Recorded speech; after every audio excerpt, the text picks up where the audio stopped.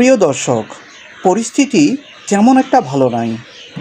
দিন দিন যুদ্ধের পরিস্থিতি আরও খারাপ হয়ে যাচ্ছে। ইতিমধ্যে গতকাল ইরান যুক্তরাষ্ট্রের কয়েকটি যুদ্ধবিমান ভূপাতিত করার পর পরিস্থিতি মারাত্মক রূপ নিয়েছে।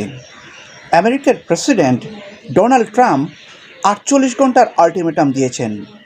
বলেছেন, আগামী 48 ঘন্টার মধ্যে ইরানকে হয় চুক্তিতে পৌঁছাতে হবে, না হয় হরমুজ প্রণালী খুলে দিতে হবে।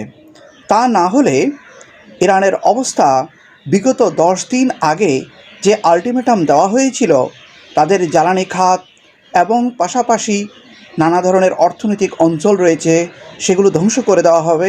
ঠিক এরকম একটি কঠিন আগ্রাসন চালাবে। বিনিময়ে ইরানও বসে নেই। আরেকটি গুরুত্বপূর্ণ খবর হলো, ইরানের বুশেহর পারমাণবিক বিদ্যুৎ কেন্দ্র থেকে রেডিয়েশন ছড়িয়ে পড়ার সম্ভাবনা দেখা দিয়েছে এবং এর আগে রাশিয়া এবং ইরানের পক্ষ থেকে জাতিসংঘে বারবার এই বিষয়টি জানিয়ে আসছিল। ইতিমধ্যে বুশেহর পারমাণবিক বিদ্যুৎ কেন্দ্রে আমেরিকা এবং ইসরায়েল হামলা চালিয়েছিল। এতে করে সর্বশেষ খবর পাওয়া পর্যন্ত একজন রাশিয়ান কর্মী মারাও গিয়েছিল, যার পরিপ্রেক্ষিতে রাশিয়া তার 180 জন কর্মীকে এখন সরিয়ে নিচ্ছে।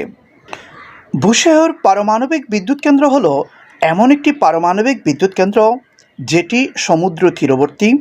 সেখানে রেডিয়েশন যদি হয়ে থাকে, তাহলে তার পাশে থাকা যে সমুদ্রের জলজ যেই প্রকৃতি রয়েছে, সেটি সম্পূর্ণরূপে দেখা যাবে ধ্বংস হয়ে যাবে।